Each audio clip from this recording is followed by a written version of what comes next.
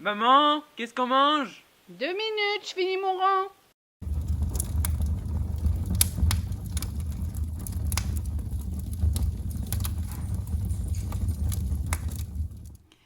Bonjour à tous et bienvenue sur la maille qui murmurait à mon oreille.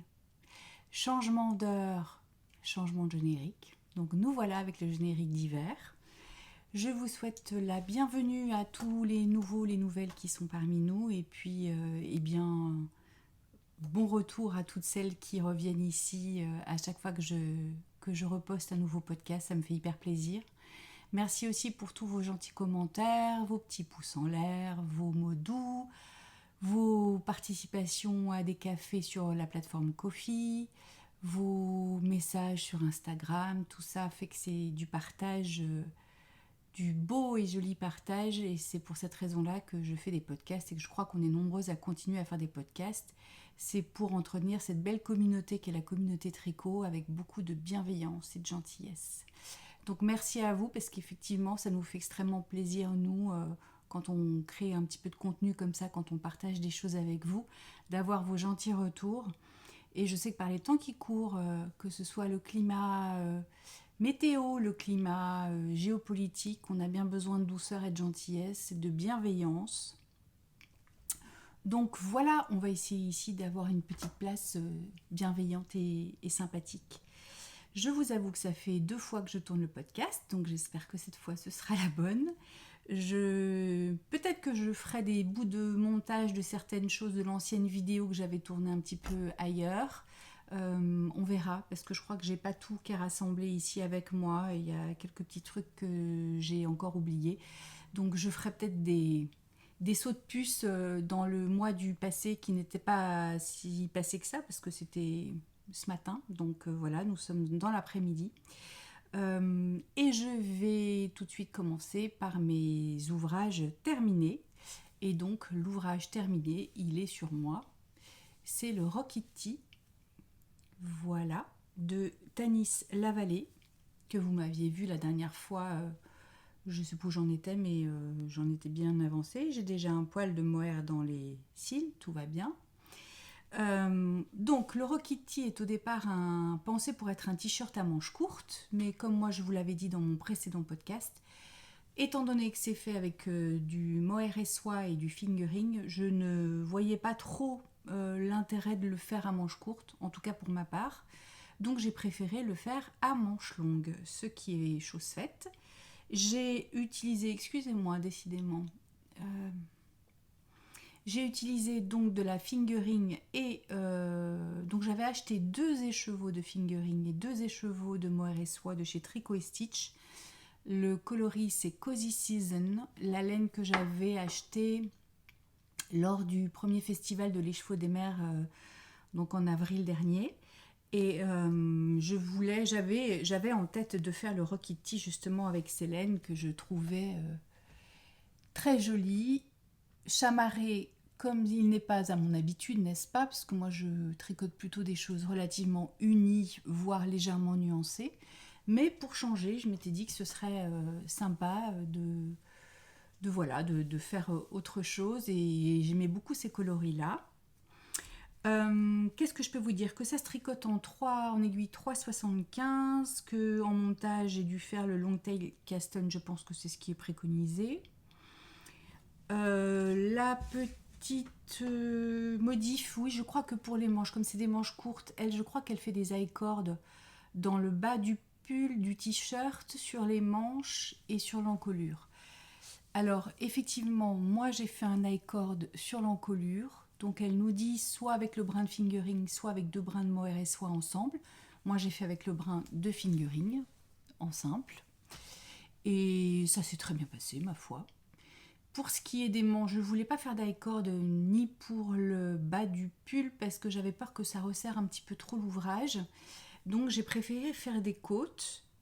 Sachant que moi, là, je n'ai pas fait de diminution sur mes manches. Parce qu'en fait, j'ai pensé ce t-shirt comme un t-shirt manche longue. Vraiment pas comme un pull, mais comme une sorte de blouse. Donc je voulais quelque chose d'assez loose comme ça, d'assez fluide. Donc je n'avais pas envie de faire de diminution. Je l'ai vraiment pensé comme ça, ce qui fait qu'il a des manches plutôt courtes, parce qu'en fait, le fait d'avoir des bandes comme ça de différentes matières, ça rétrécit un peu, enfin ça fait comme un petit peu l'accordéon, quoi. Donc au blocage, je pourrais très bien l'étendre, mais j'ai pas spécialement envie. Ne serait-ce que parce que justement, comme je l'ai pensé comme une blouse, l'avantage, c'est qu'il n'est pas serré et que j'ai pas les manches qui trempent dans la vaisselle, si vous voyez ce que je veux dire. Donc c'est plutôt cool. Et moi, j'ai décidé de faire des côtes 1-1 en combination knitting, technique que je n'avais jamais faite. Mais j'ai suivi un tuto, une vidéo, et ça s'est très bien passé. En fait, si je résume, je crois que l'idée, c'est de toujours prendre la maille par le brin avant. Le brin qui est le plus vers l'avant. Donc la maille arrière, tout se passe avec la maille qu'on tricote à l'envers, pas la maille arrière, la maille qu'on tricote à l'envers. Au lieu de, on la prend toujours par le brin qui est le plus avant, et au lieu d'enrouler le fil de façon anti-horaire, on l'enroule de façon horaire. Si je ne me trompe pas. En tout cas, je vous mettrai le lien de la vidéo que j'ai suivie. Ça s'est très bien passé. Une fois qu'on a compris le truc, qu'on l'a fait 2-3 fois, ça va. Donc, j'ai fait des combination knitting, donc 1-1 sur les manches et sur le bas du pull pour avoir voilà, quelque chose d'assez élastique. Et moi, pour le rabat, j'ai fait un rabat à l'aiguille. J'ai fait le rabat Elisabeth Zimmermann. C'est un rabat que j'avais déjà fait par le passé et il se trouve que souvent, j'aime bien en fait dans le tricot changer un petit peu de technique. C'est-à-dire que comme j'oublie quand même régulièrement d'une fois sur l'autre ce que j'ai fait, je me dis, je regarde très régulièrement des vidéos pour me remettre le rabat à l'italienne en tête ou je sais pas, pour différentes techniques, l'aécor, des choses comme ça. Et là, j'ai tapé sur YouTube rabat à l'aiguille et je suis tombée sur le rabat Elisabeth Zimmermann. Et c'est vrai que c'est un rabat que j'avais déjà fait par le passé et que je n'avais pas refait depuis. Du coup, je me suis dit, voilà, pourquoi pas, essayons une autre technique pour une fois, et ça s'est très bien passé. Donc ça change un peu, ça fait une jolie finition, nette, tout va bien. J'avais 2 écheveaux de chaque, de la fingering et de mohair et soie, et il me reste à peu près 38 grammes de chaque. Donc voilà ce que je peux vous dire. Moi, je l'ai fait avec une aisance largement positive, puisque mon aisselle est là. Donc, vous voyez, il y a tout ça de matière. Et pareil pour le haut. Mais parce qu'encore une fois, j'aime ce qui est fluide. Et je trouve que d'autant plus avec du mohair et soie, je trouve ça hyper agréable quand c'est fluide et quand c'est pas près du corps, quoi. C'est un tombé qui pour moi me satisfait pleinement. Voilà. Donc ça, c'était pour mon premier ouvrage terminé, que j'aime bien porter, que je trouve agréable parce que chaud et léger en même temps, l'avantage du mohair et soie. Cette laine ne me pique pas du tout, mais vous me direz, je ne suis pas sensible, donc je ne sais pas si je suis un très bon exemple. En tout cas, très agréable. Encore une fois, j'ai suivi le patron pour les rayures. J'ai fait des rayures de 8 rangs, comme préconisé. Voilà. Qu'est-ce que je peux vous dire d'autre ? En fait, qu'on fait, oui, parce que je ne vous ai pas parlé de la construction, mais on fait des mailles, on fait des augmentations avec un raglan, avec des trous qui sont faits par des jetés autour du raglan. Et en théorie, on a aussi ces fameux trous qui suivent le long du corps, mais moi que j'ai décidé de ne pas faire parce que j'avais pas très envie, je voyais pas trop l'intérêt. Forte des conseils des tricopines que j'ai regardés sur des podcasts qui disaient que la difficulté principale résidait dans le fait de ne pas avoir un raglan qui se décale à cause d'un marqueur qui pourrait glisser sous les jetés, puisque nous avons des jetés avant et après chaque maille de raglan, et je me suis servi de marqueurs un petit peu plus épais que ceux que l'on peut trouver d'habitude ou ceux qu'on peut mettre. Je vais vous les montrer. C'est pas des marqueurs en poule ou des tout petits marqueurs. Ce sont, enfin c'est le même genre mais en plastique un peu épais. Voilà. Ça, je vous en parlerai plus tard, c'est un autre projet, mais c'est ceux-là. Et ceux-là, comme ils sont assez épais, ils ont le bénéfice d'arrêter l'émail, c'est-à-dire que quand vous faites votre jeté avant et après, vous êtes sûr que le jeté ne va pas passer par-dessus le marqueur, ce qui évite d'avoir effectivement un raglan qui se décale au fur et à mesure du tricot. Ce qui est plutôt ce qu'on veut, à vrai dire. Je suis désolée si vous voyez de temps en temps des reflets dans mes lunettes, mais j'ai dû mettre des lumières par-ci par-là parce que, ben voilà quoi. Heure d'hiver, hein. Temps d'automne et heure d'hiver. Qu'est-ce que je pourrais vous dire d'autre? Ben, je crois que c'est à peu près tout, que c'est un... Moi je l'ai tricoté en anglais. Je pourrais... Est-ce qu'il est valable en français aussi? Je ne sais pas, mais moi c'est vrai que j'ai tendance à tricoter mes patrons en anglais. Donc je suis un mauvais exemple pour ça. Donc voilà pour ce petit haut que j'aime bien porter, qui avec des laines un petit peu chamarrées, donc ça change de ce que j'ai, ça me va bien, c'est assez sympa. Ensuite, je vous avais parlé la dernière fois de tube à chaussettes que j'étais en train de faire, et le tube à chaussettes est devenu une paire de chaussettes. Voilou. Donc ça, c'est une paire de chaussettes que je tricote pour une amie à moi, qui est une tricoteuse, mais qui ne tricote pas de chaussettes. Et lorsqu'elle était venue nous rendre visite à la maison, je lui avais montré, parce qu'elle était très curieuse de voir des chaussettes tricotées main, donc je lui avais montré une paire.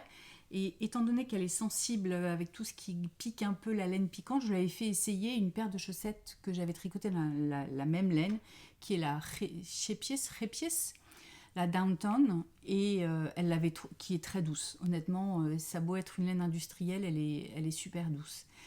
Et effectivement, elle l'a trouvée très agréable à porter, donc elle avait choisi, j'avais ça en stock, donc j'adore cette pelote, enfin j'adore ce coloris.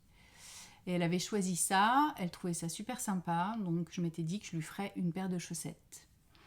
J'ai voulu faire la même chose que pour moi, à savoir un tube que je coupe en deux, pour la simple et bonne raison que comme elle avait essayé cette paire de chaussettes qui avait été construite de cette façon-là, je savais que le talon lui allait, je savais que la taille lui allait, voilà, que c'était bon. Donc j'ai fait la même recette, 64 mailles. J'ai fait un long tube, mais forte de mes expériences passées, je n'ai pas commencé par les côtes, puis fait le tube, puis fini par une pointe et ensuite coupé en deux. Ce que j'ai fait, c'est que j'ai mis des mailles en attente sur un câble. En fait, j'ai fait un montage provisoire et j'ai déroulé mon tube. À la fin de mon tube, j'ai dû faire soit des pointes, soit des côtes. Je dirais des côtes, peut-être, des côtes. Ensuite, j'ai pris mon tube que j'ai évidemment partagé en deux. Alors, l'avantage des rayures, c'est que c'est quand même vachement facile de se repérer. Enfin, c'est plus facile de se repérer, disons. Et mon grand tube que j'ai divisé en deux. Donc, l'idée, c'est que vous coupez en deux votre tube. Tant qu'à faire, vous vous mettez entre deux rayures. Avec une aiguille circulaire, vous venez relever les 64 mailles en prenant chaque brin droit de chaque petit V, chaque maille. Donc vous faites bien le tour en faisant attention de ne pas rater une maille ou de ne pas descendre d'un rang ou de monter d'un rang.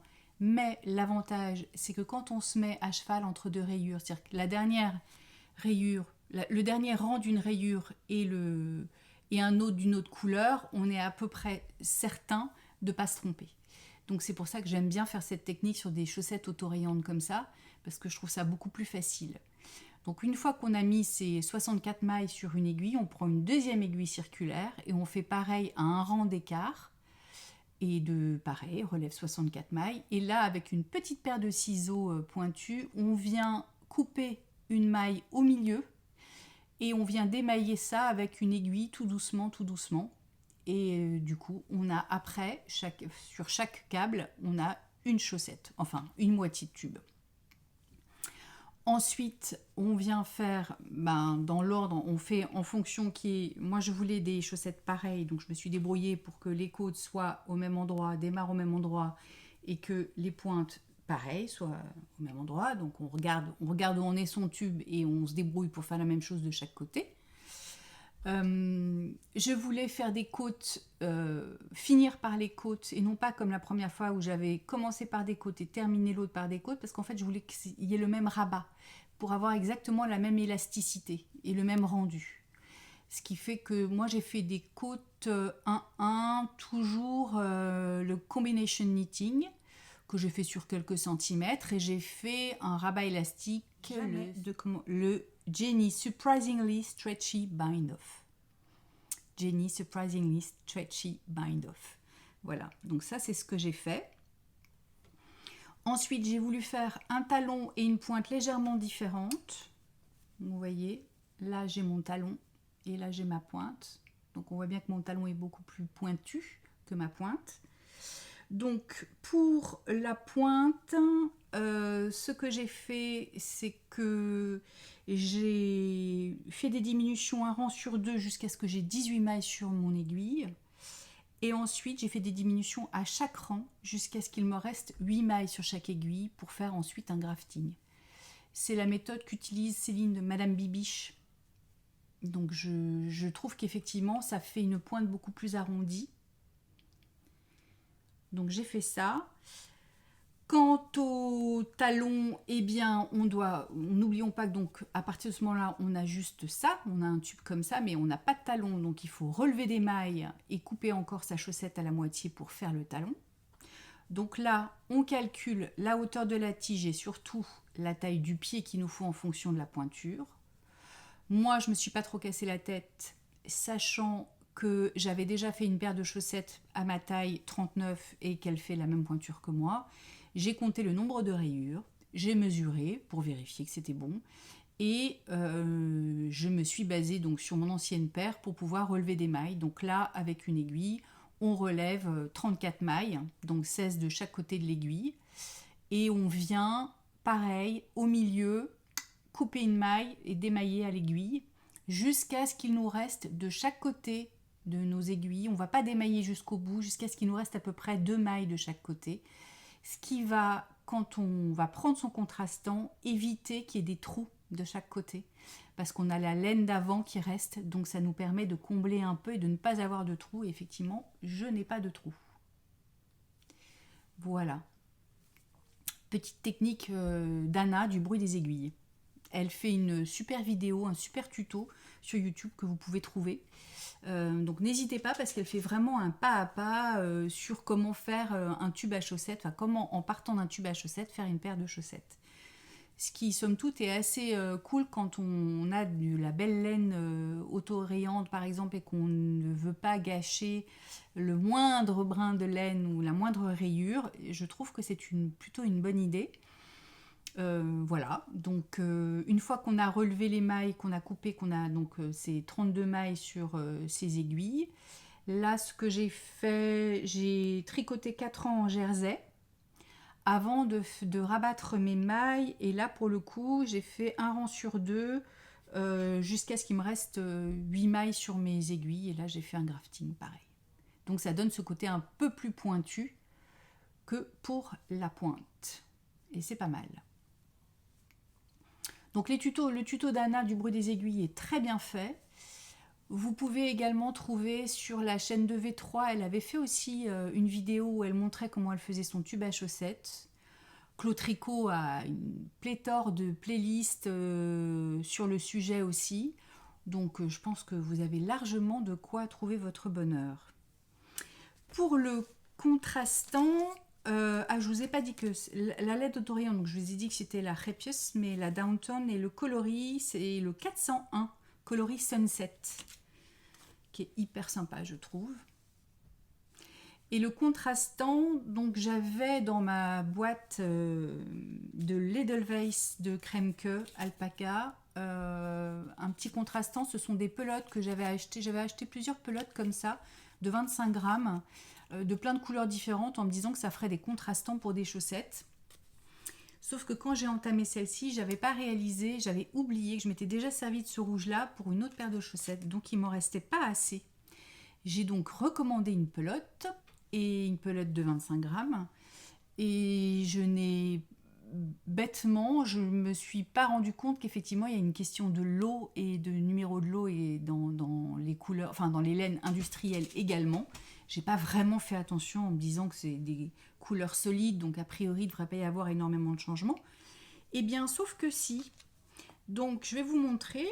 On peut voir que ça c'était mon restant avec lequel j'ai fait les côtes, et ça c'est le nouveau coloris. Donc je ne sais pas si vous verrez bien avec cette lumière, mais on voit quand même nettement, enfin en tout cas à l'œil nu ça se voit, que ce coloris-là est beaucoup plus clair. Alors peut-être que là avec la lumière j'ai une lumière d'en haut avec des Velux, donc c'est pas forcément évident, mais ce rouge-là est bien plus vermillon, orangé que celui-ci qui est plus profond. Je ne sais pas si vous verrez bien. Je pense que vous vous rendez quand même compte un petit peu à l'écran. Donc ce que j'ai fait moi, pour qu'elle ait quand même des chaussettes pareilles, c'est que le restant qui était plus foncé, j'ai décidé de faire les bords-côtes. Et avec ma nouvelle pelote, j'ai fait les talons et les pointes. Comme ça reste, ça fait une unité de couleur. Elle ne se rendra absolument pas compte, je pense, que c'est pas le même bain. Et surtout, l'important, c'est qu'elle ait les bords-côtes pareils, les pointes et les talons pareils. Donc voilà. Donc il ne me reste plus qu'à les laver, les bloquer gentiment et puis de lui envoyer pour qu'elle puisse mettre ça sous le sapin. Donc voilà, ce sera un petit cadeau de Noël pour mon amie. Voilou. Ça me fait bien plaisir. Soyez vigilants aussi à une petite chose, c'est que, je vais vous montrer ça. Moi j'avais regardé donc je m'étais aidée de ma précédente paire de chaussettes pour savoir exactement à quel moment il fallait que je fasse le talon. Donc j'ai compté le nombre de rayures, etc. Et puis j'avais bien vu que c'était entre une rayure prune et une rayure orange. Sauf que là, si vous regardez bien, vous avez une rayure prune, une orange, et là, une prune. Et donc la première fois, je me suis trompée. C'est-à-dire qu'au lieu de faire entre la orange et cette prune-là, j'avais fait entre la orange et cette prune-là. Sur l'une et pas sur l'autre. Du coup, je n'avais pas exactement les deux mêmes chaussettes, mais qu'à cela ne tienne, je ne me suis pas dégonflée. J'ai détricoté la bande que j'avais en trop, j'ai coupé la laine de la rayure que j'avais en trop pour la remettre sur l'autre chaussette et en rentrant les fils, et on n'y voit que du feu. Et du coup, j'ai vraiment exactement les mêmes chaussettes. Il faut être un peu patate, mais écoutez.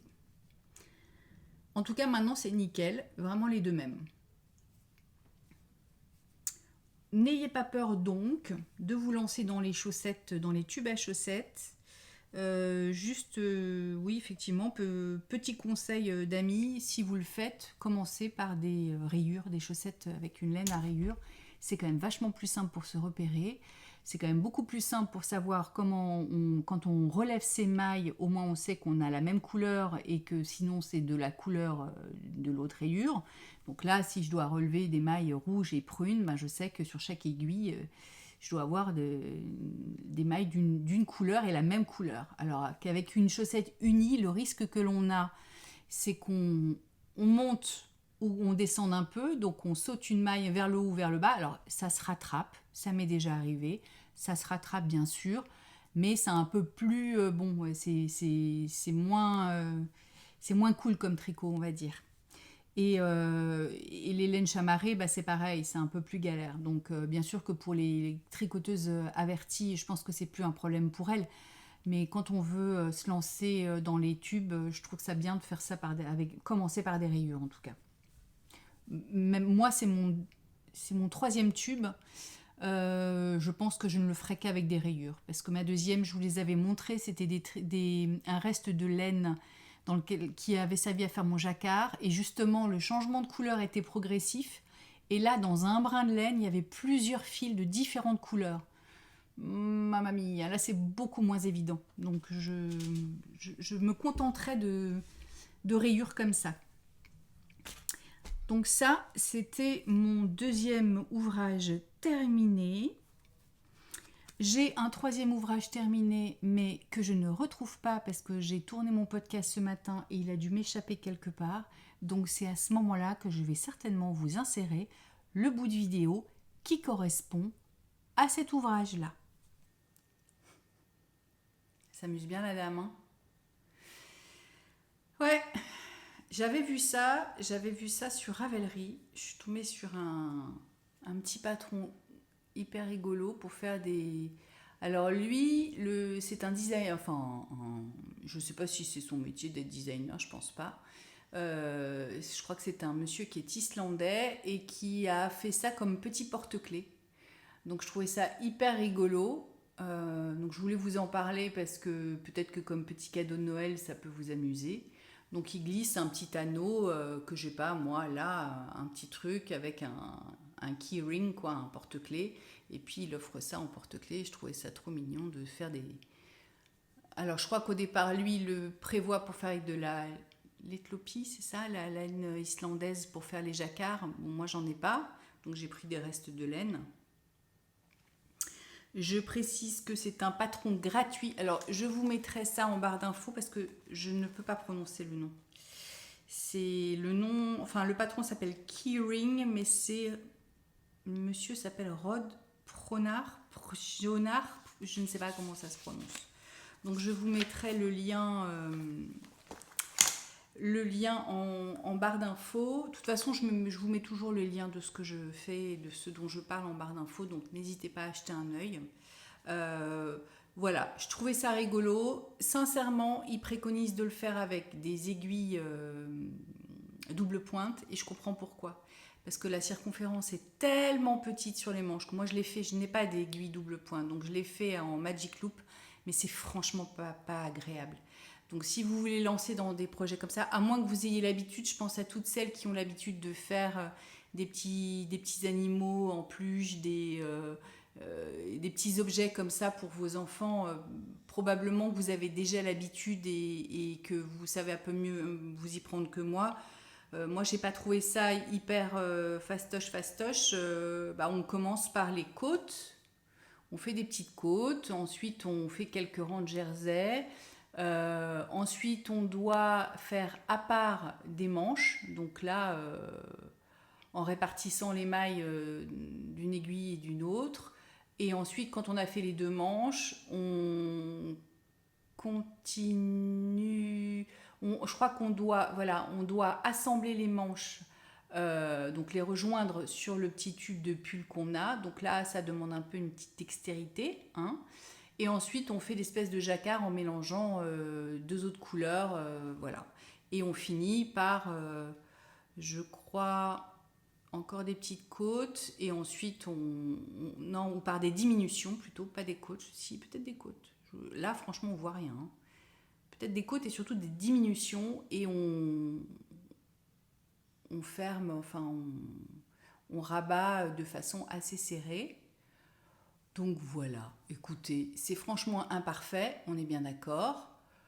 Est-ce que c'est rigolo? Oui. Est-ce que ça m'amuse à faire? Oui. Maintenant, je pense qu'effectivement, si vous avez des aiguilles double pointe, ce sera sans doute plus facile pour vous, parce que, je vous dis, ça fait balle au doigt, du coup, ça crée quand même des tensions, quoi.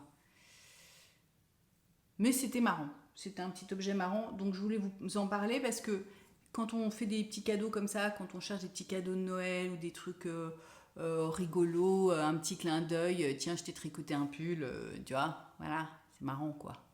Enfin, moi, ça m'amuse, mais bon. Hein, on a les joies qu'on peut, mes amis. Maintenant, je vais vous parler d'un autre ouvrage terminé, qui est le châle Assyrie de Bérengère Caillot. Alors, est-ce que j'ai là la laine qu'il me reste ou est-ce que je ne l'ai pas? Non, peut-être que je ne l'ai pas. Non, j'ai pas la laine qui me reste, mais en revanche, j'ai l'objet terminé avec moi. Donc, il s'agit d'un châle. En fait, j'avais acheté à l'Écheveau des Mers 3 écheveaux de figurines de chez Garance et compagnie. Eliane, enfin, c'est le nom qu'elle donne à la laine, c'est la Eliane, dans 3 coloris différents. Donc il y avait la couleur gourmandise qui est ce rouge comme ça là, un peu fruit rouge. Il y avait la couleur curcuma, ce bel orangé. Et là où il y a les rayures beige, mais je vais vous montrer là où c'est uni. Mais il est où le uni? Il est là. C'est la Ginette discrète qui reprend donc des speckles un peu des deux couleurs. Voilà. Et donc, ce châle, c'est un châle asymétrique qui est grand, vous allez voir quand même.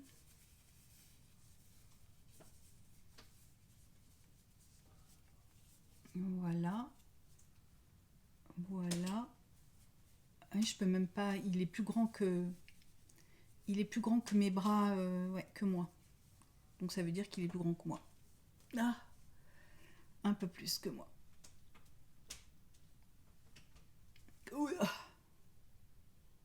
Vous voyez? Alors, moi j'avais très envie de faire un châle assez géométrique comme ça, assez graphique. Pas géométrie mais graphique. Je voulais quelque chose qui mette bien en valeur les laines de Garance et compagnie, donc de Karine. Et j'ai cherché pas mal sur Ravelry quelque chose qui me satisferait pleinement et je suis bien contente du résultat. Donc c'est un châle qui est assez sympa à tricoter, qui est même très sympa à tricoter puisqu'on commence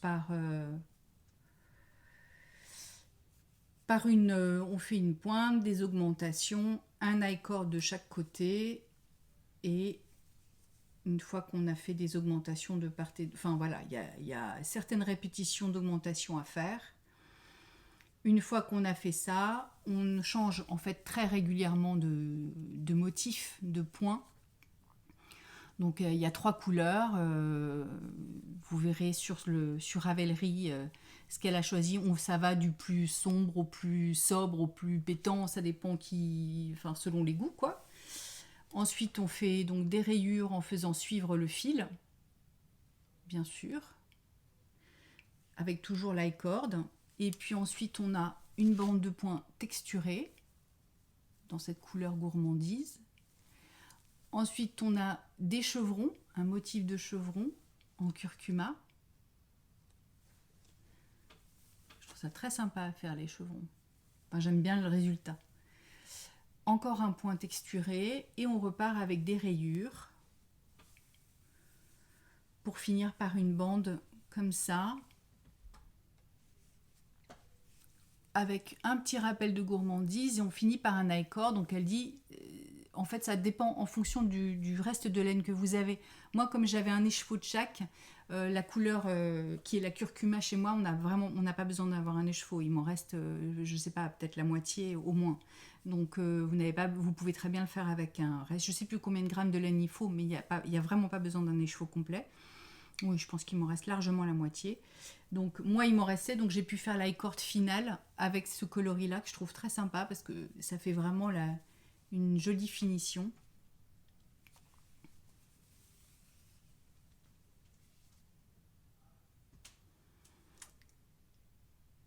Alors seul petit bémol dans les explications, je le dis pour celles qui démarraient en tricot. Il n'a pas de difficulté réelle, ce patron. J'ai pas trouvé. Il faut être un petit peu vigilant quand il y a les points texturés, les chevrons, mais bon, on suit et tout va bien. C'est juste sur l'explication de l'i-cord. Je me suis trompée tout au début. Alors sur la couleur unie, ça se voit moins, mais on va le voir là. Ça fait des petites barres là. Tac, tac, tac, tac. Vous voyez? Parce qu'en fait, j'ai pas passé mon fil au bon endroit. Alors vous me direz, mais Lila, t'es censée savoir faire un I-cord? Oui, mais je ne m'en souvenais pas particulièrement parce que j'en fais pas tout le temps et que je pense qu'au moment où j'ai fait ça, je sais même pas si j'avais fait celui-ci. Je suis pas sûre que j'avais fini ce pull-là. J'avais dû démarrer ça en même temps. Et effectivement, elle dit de glisser des mailles sur l'aiguille, mais elle dit pas où mettre le fil, s'il faut le mettre à l'arrière ou à l'avant du tricot. Donc j'ai regardé sur Ravelry tous les projets, je voyais bien que la bordure, c'était pas du tout ce que ça donnait chez moi. Donc je voyais bien qu'il y avait quelque chose qui n'allait pas quand même. Et j'ai épluché tout Ravelry pour finalement arriver sur les commentaires. Et dans les commentaires, il y a quelqu'un qui a fait part effectivement de cette I-cord en disant mais il n'y a pas d'explication, j'arrive pas à faire l'I-cord, etc., etc. Je ne sais plus si c'est un commentaire en français ou en anglais, je sais pas, en français je pense. Et elle a répondu qu'il fallait effectivement mettre le fil à l'avant du tricot pour pouvoir avoir une bordure nette. Bon, sachant que j'ai vu ça, je m'en suis rendu compte, j'avais démarré là, j'avais fait ça, quoi, ça. Franchement, ça se voit pas. Enfin, faut vraiment avoir le nez dessus. Encore une fois, personne va nous dire dans la rue, dis donc, t'as pas fait correctement ton I-cord, hein. Et du coup, je l'ai laissé comme ça parce que je vois pas. Enfin voilà, j'avais pas envie de tout défaire. Et donc, ce châle chèche un peu n'est pas pour moi, puisque quand je l'ai tricoté, mon mari m'a dit « Ah, canon, ces couleurs, j'adore !» Et je lui ai mis sur lui et je trouvais que ça lui allait super bien. Et ben voilà, du coup je lui ai offert, je l'ai terminé et je lui ai offert et je vous mettrai une photo et il le porte tout le temps. Du coup là je lui ai piqué pour vous le montrer, bon ça va pas du tout avec mon pull mais... Alors ce qui est assez sympa c'est que effectivement l'endroit comme l'envers ça fait un joli tissu et je trouve que ces couleurs sont parfaitement mixtes en fait. Et donc il met ça, je trouve, sur un pull bleu marine avec un jean, voilà, c'est très sympa. C'est franchement très sympa, le tissu est beau et fluide, chaud, en tout cas il en est ravi, parce que comme c'est quand même fin, c'est la fingering, c'est pas trop encombrant, parce qu'en général les hommes n'aiment pas bien les gros machins à porter autour du cou. Ça n'est pas poilu, ce qui fait que ça ne s'accroche pas au poil de sa barbe. Hein, parce que toutes celles qui ont tricoté des trucs avec du mohair ou de la laine un peu pelucheuse savent que c'est le problème avec les hommes barbus. Mais là, c'est pas le cas. Du coup, ça accroche pas, ça abîme pas et ça lui tient chaud. Donc écoutez, que demander de mieux, n'est-ce pas? Donc je suis ravie. Donc voilà.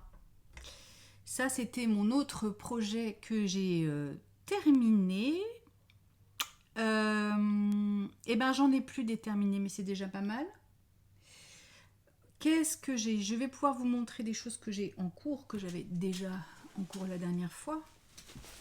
Il s'agit donc du pull Zipper Sweater Light de Petite Knit que je tricote pour mon fils Oscar avec de la laine norvégienne qui est de la, je ne sais pas comment ça se prononce, mais c'est de la Pirgint de Sandnesgarn qui est 100% laine norvégienne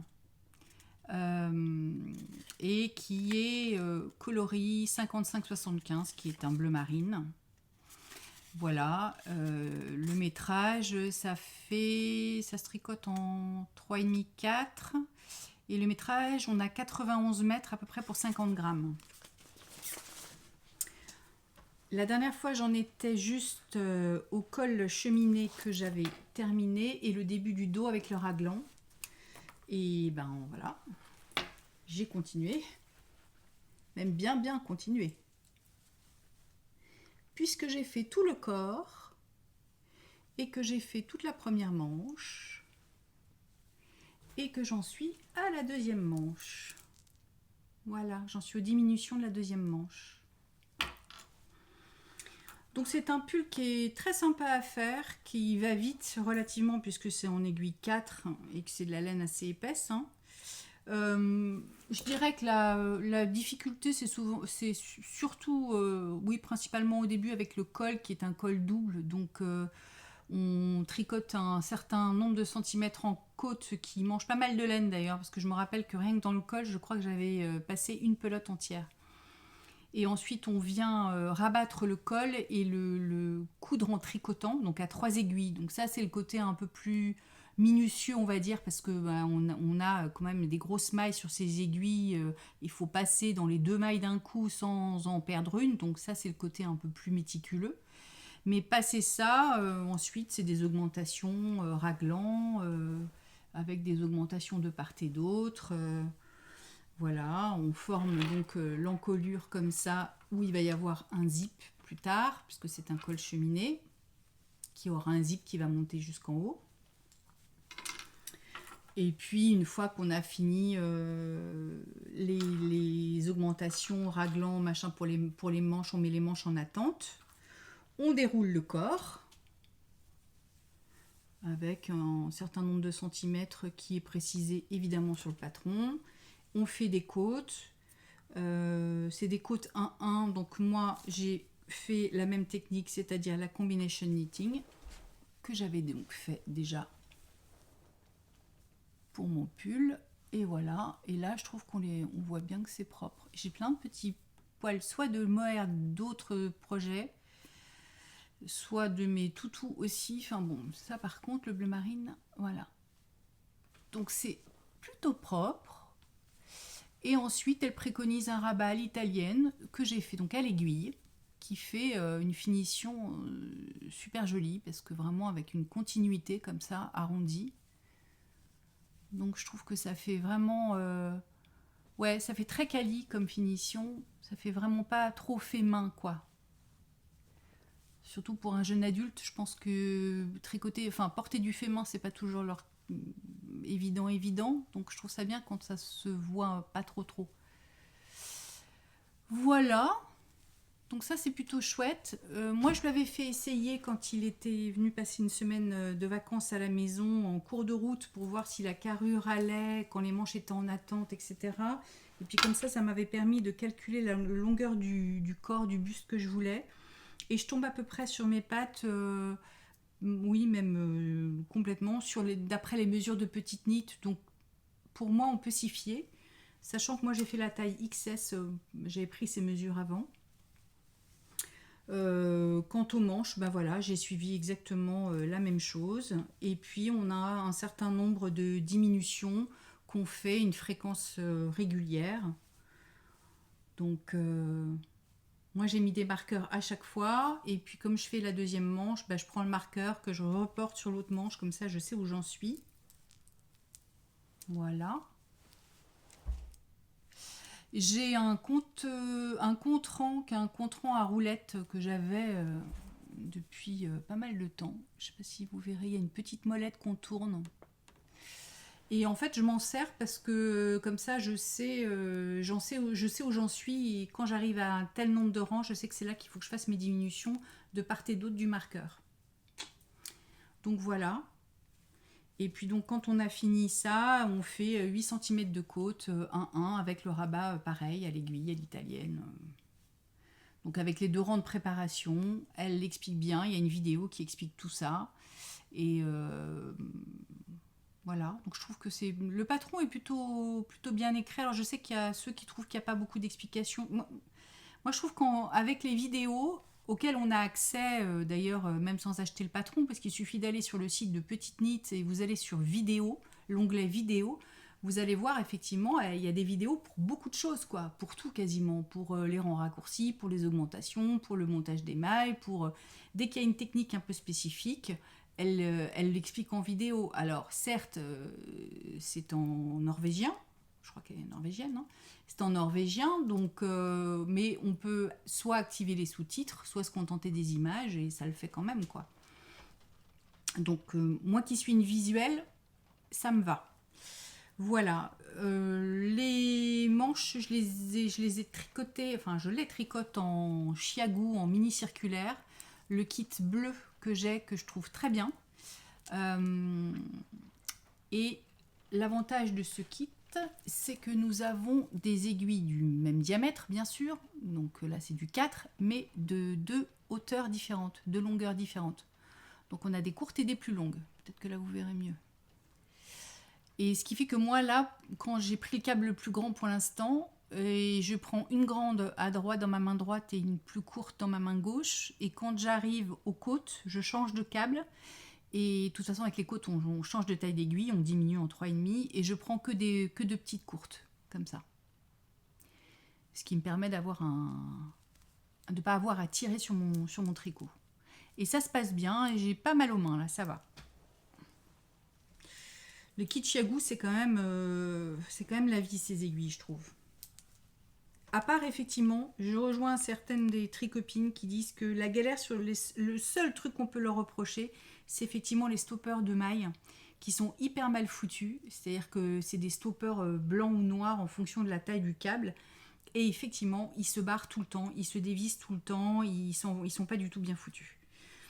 Mais j'ai vu qu'il y avait une astuce qui est de mettre un bloqueur comme ça sur le câble directement. Et ça fonctionne. Moi, mes mailles, je les mets en attente sur des Scooby-Doo. Des vrais, des faux. Enfin, là, je crois que c'est des trucs qui traînent de mes enfants quand ils étaient petits, quoi. Voilà, des trucs comme ça que j'ai récupérés. Je crois que je vous en avais déjà parlé, qui traînaient chez ma belle-mère il y a très longtemps. Et quand ils ont vidé leur maison, ils ont déménagé, comme elle gardait plein de jouets, et ben j'ai récupéré les Scooby-Doo. Et ben franchement, ça fait la blague parce qu'ils sont fins, donc ils glissent bien sur les aiguilles. Donc c'est nickel.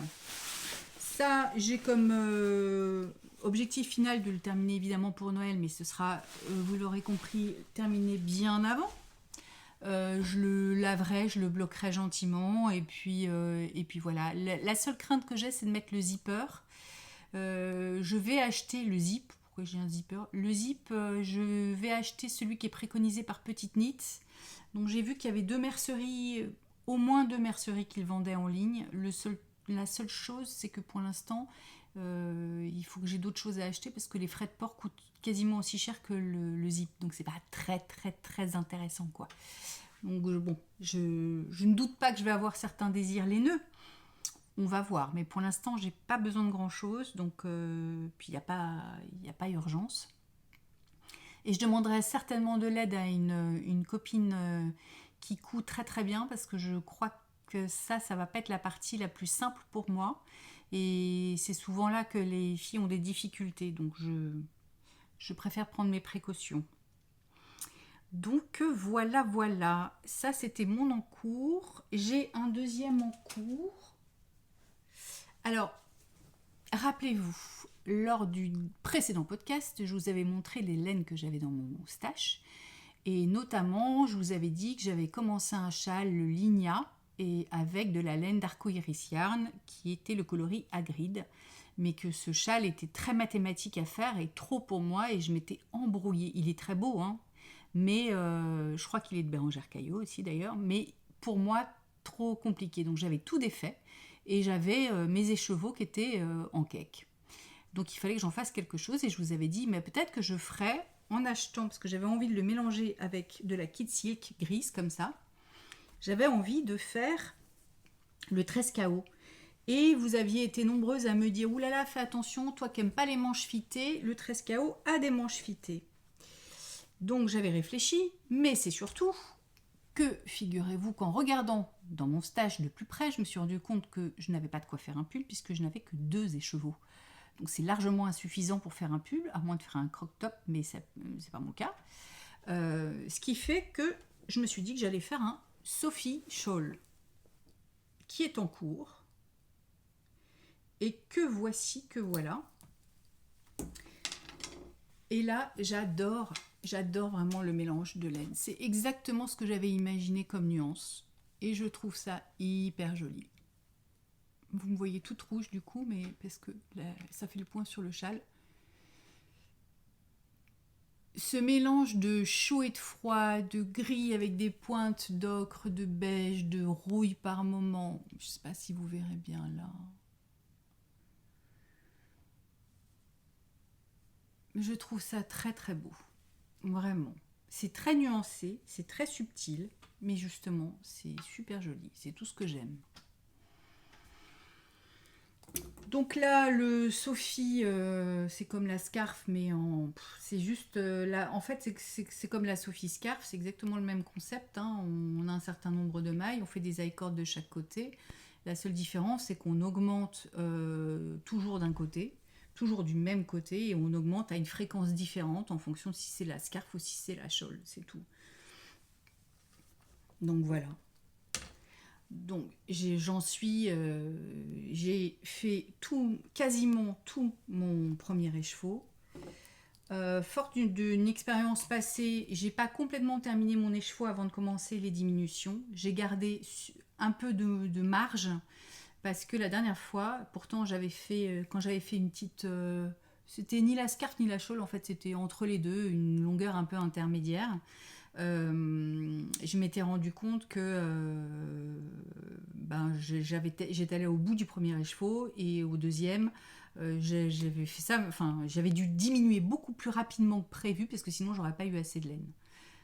Je m'explique pas le truc, mais en tout cas quand j'ai relu le patron là, elle dit bien qu'il faut garder une petite marge.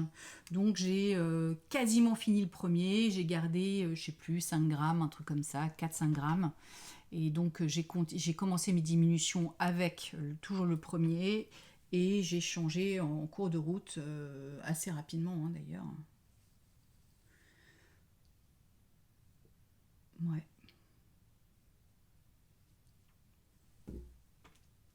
Oui, même très rapidement parce que je vois que là... Donc écoutez, j'espère que ce sera bon, que j'en aurai assez. Oui, j'ai dû faire quoi 4-5 rangs supplémentaires quand j'ai commencé les diminutions, un truc comme ça avec toujours le premier écheveau. Et donc j'en suis là des diminutions. Ben voilà, ça va suivre son cours.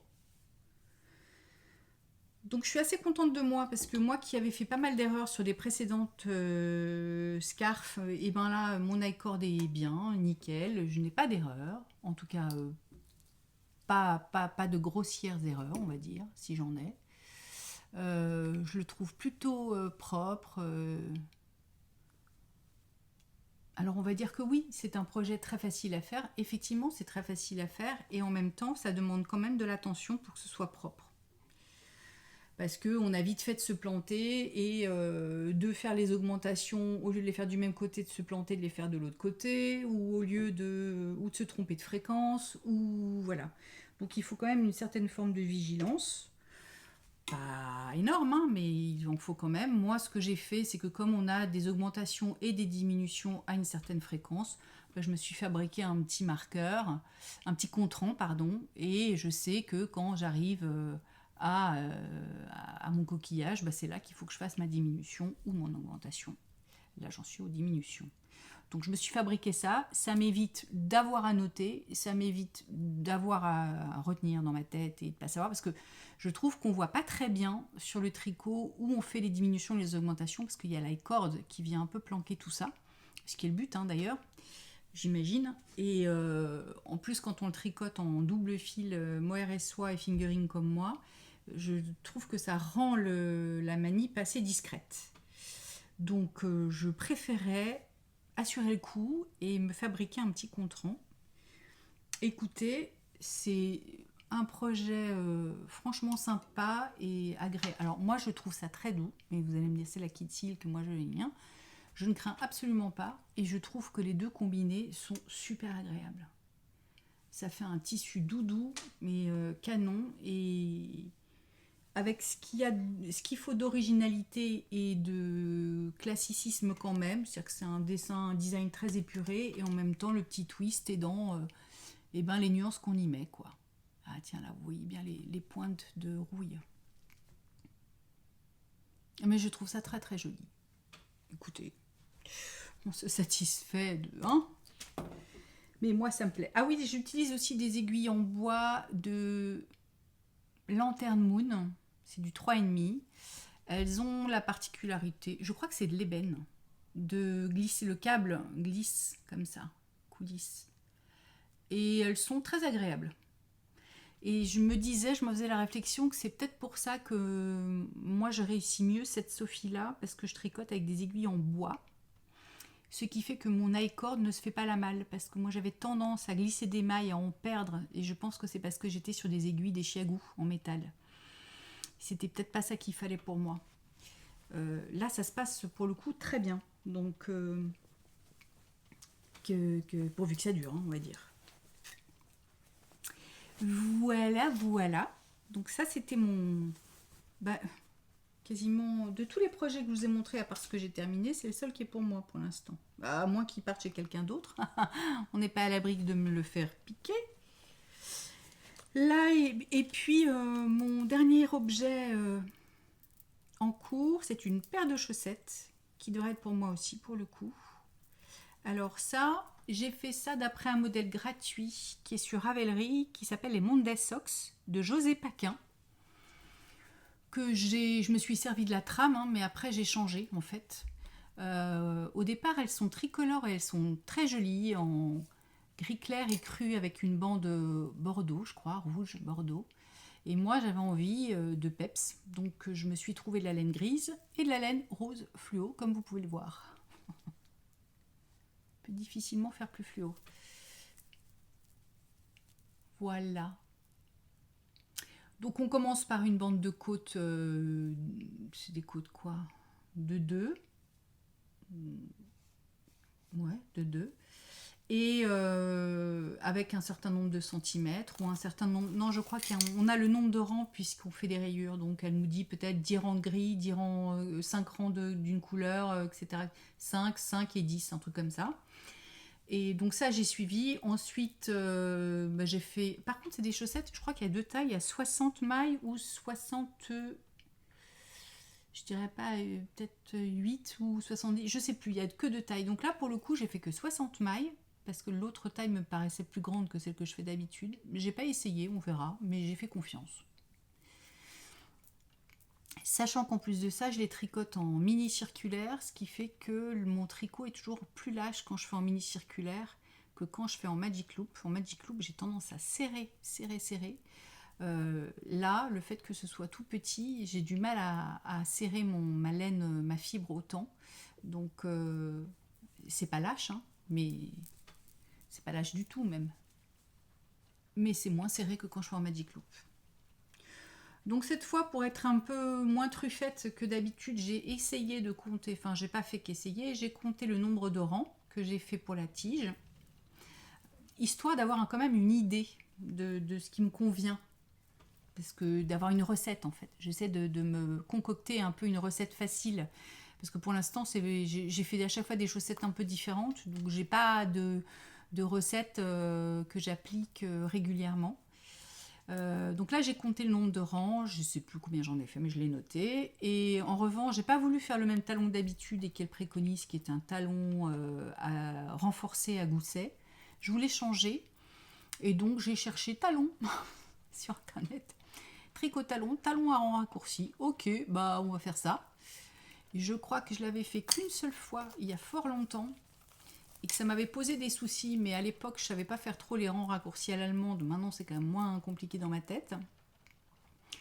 Et puis je voulais aussi un talon à rang raccourci, parce que comme le talon renforcé à gousset, on a quand même beaucoup de mailles sur ces aiguilles, et sur des petites circulaires je suis pas sûre que ça le fasse. À mon avis il faut changer de paire d'aiguilles et passer sur des grandes, et bon, je voulais trouver un moyen de tout faire en mini. Donc j'ai fait ça. C'est largement perfectible. Surtout d'un côté, ça devait être le côté envers, où là je vois qu'il y a un trou. Voilà.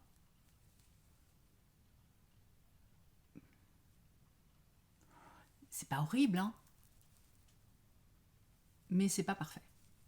Mais écoutez, j'ai suivi le tuto de Claude Tricot, je crois, talon à rang raccourci, et je suis tombée sur son tuto, donc voilà, j'ai fait ça. Il va falloir que je regarde pour la deuxième d'ailleurs, parce que la recette je l'ai pas en tête. Et ensuite j'ai commencé mon pied. Donc là c'est pareil, je compte mes rangs pour que la deuxième chaussette soit pareille. Je ne sais pas du tout, il faut que je m'arrête, donc je pense qu'à un moment donné, je vais comparer avec une chaussette que j'ai déjà, ou mettre ça sur un câble et essayer en cours de route, voir où j'en suis. Comme ça, c'est pareil, j'aurai une recette, je pourrais calculer le nombre de centimètres, ou voilà. Et ensuite, je ferai, comme sur le patron, il y a une bande sur la pointe avant la pointe, il y a une autre bande, donc je ferai une bande de fluo comme ça, pour terminer par une pointe, la pointe arrondie que j'aime bien, que je vous ai montré tout à l'heure. Donc voilà, ça avance doucement, parce que comme je ne sais pas où il faut que je m'arrête, il faut quand même que je surveille un peu et que j'ai un peu des centimètres en tête. Donc il faut que je m'en occupe, que j'essaye ou que je mesure ou que je fasse les deux, mais que je m'en occupe. Donc voilà. Pour les laines utilisées, j'ai pris de la signature West Yorkshire Spinners, qui est celle-ci, qui est l'avantage d'être... donc c'est 75% laine et 25% nylon, et on a 400 mètres pour 100 grammes. Donc c'est quand même vachement avantageux. Et la couleur, c'est Poppyseed, qui est un joli gris. Et le coloris contrastant, c'est un écheveau de Socks Yeah de Coupe Knits. Oups, je perds du rose. Qui est donc 75% superwash sur mérino et 25% nylon. Et la couleur, c'est Xénon. La couleur, c'est 1004. Voilà. On voit bien que c'est du fluo. Hein. Pas de souci là-dedans. Donc voilà. Et je trouve ça très sympa.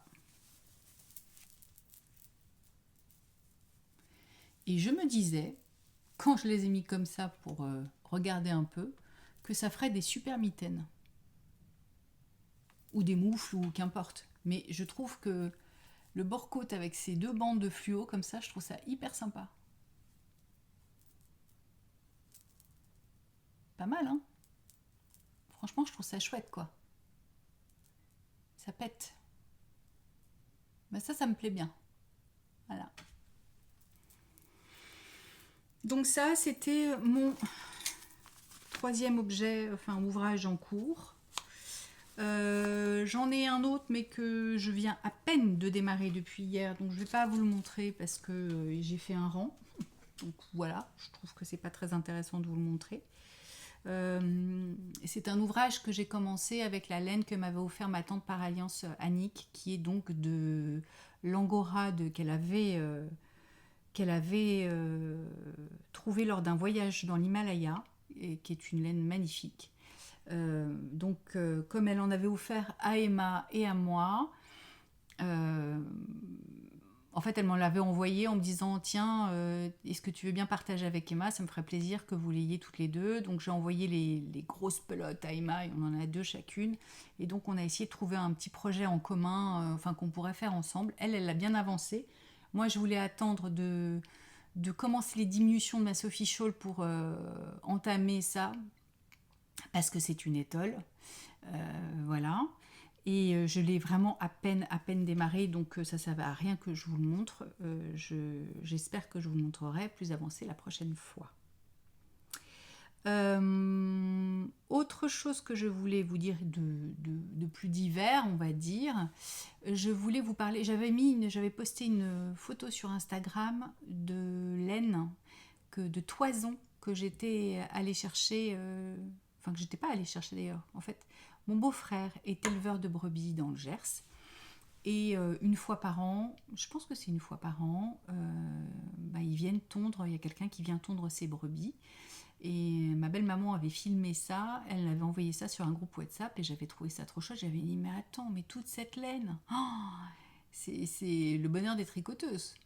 Donc j'avais envoyé un petit message à Christophe qui m'a dit mais ouais, moi je serais ravie de t'en garder. Donc il avait fait attention à ce que la toison soit la plus propre possible. Donc comme il a deux races de brebis, en fait il a des brebis et des béliers, il m'a gardé 2 toisons de chaque, en me disant voilà, je ne sais absolument pas ce que ça vaut en termes de fil à tricoter, mais tiens, je te les garde. Donc il les a mis dans des sacs poubelles, bien à l'abri de l'air, etc. et des bébêtes. Et quand ils sont venus cet été nous voir, il me les a déposés. Donc moi j'avais à l'époque joint plein de filatures diverses et variées, mais c'est vrai qu'en tant que particulier c'est très compliqué de trouver au même endroit quelqu'un qui accepte de nettoyer votre toison, de la filer et de la mettre en écheveau, surtout pour des petites quantités. Et j'ai réussi à contacter la petite filature bretonne, qui très gentiment a répondu à toutes mes questions, m'a expliqué comment faire. Donc cet automne-là, c'était en septembre-octobre, quand il faisait encore bon, j'ai pu trier les toisons, les nettoyer un maximum, enlever le maximum de saleté, de brins d'herbe, de crottes collées, de choses comme ça, et que j'ai remis dans des sacs. Et donc j'ai rempli des petits bons de commande, et il va falloir que je lui dépose. C'est à peu près à 2h30 de chez moi, c'est en Bretagne. Et je sais qu'il y a environ une année d'attente pour avoir ces écheveaux. Donc on verra ce que ça donnera, on verra combien de grammes et de mètres de fil elle arrivera à transformer. Et si c'est rêche, pas rêche, ça va être la surprise du chef. Mais en tout cas, j'ai hâte de voir cette belle fibre transformée et de voir ce que je vais pouvoir en faire. Donc ça, c'est un projet qui me tient à cœur parce que ben voilà, c'est un peu l'économie circulaire. C'est mon beau-frère dans le Gers jusqu'à moi, en passant par la Bretagne. Je trouve ça hyper sympa, quoi. Donc évidemment, je vous tiendrai informé quand je les aurai et si j'arrive à en faire quelque chose de sympa. De toute façon, si c'est trop raide pour en faire un vêtement porté sur moi, j'en ferai, ça passera dans une couverture ou quelque chose comme ça. Donc, je ne doute pas de trouver l'utilité à cette fibre. Et je voulais terminer ce podcast en vous parlant des petites choses qui ont égayé mon mois d'octobre. Et je pense que pour beaucoup d'entre nous, ça a bien fonctionné. C'est certains Vlogtobers que j'ai suivis, notamment, pas que des Vlogtobers d'ailleurs, des podcasts que j'ai suivis. Donc il y a la saga de l'automne de Cécile de Que font mes mains, qui me fait extrêmement rire et sourire et que j'adore regarder parce qu'elle se prend pas la tête, qu'elle est d'une simplicité géniale et qu'elle est drôle, quoi. Elle est drôle, donc ça fait du bien de voir quelqu'un qui se prend pas au sérieux, ça fait du bien d'avoir un peu de sourire et de se fendre la poire, voilà, sous la grisaille. Donc je crois qu'elle va continuer certainement la saga de l'automne, en tout cas j'ai hâte de continuer à suivre ses aventures.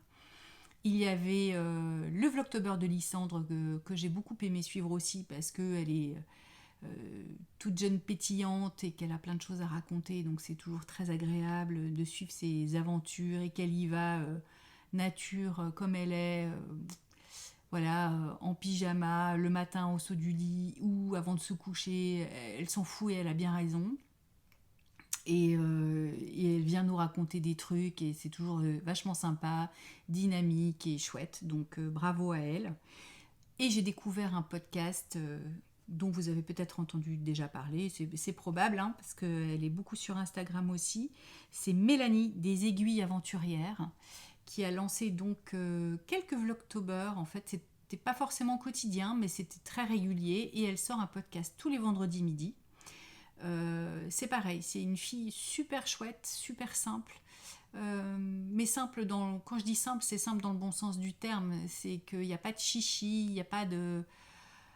Voilà, elle montre ce qu'elle fait, elle partage en toute bienveillance, en toute simplicité, avec un vrai sens oui, de beaucoup de générosité, je trouve. C'est une fille qui a l'air très chouette dans la vie, qui doit être vraiment sympa et toute souriante.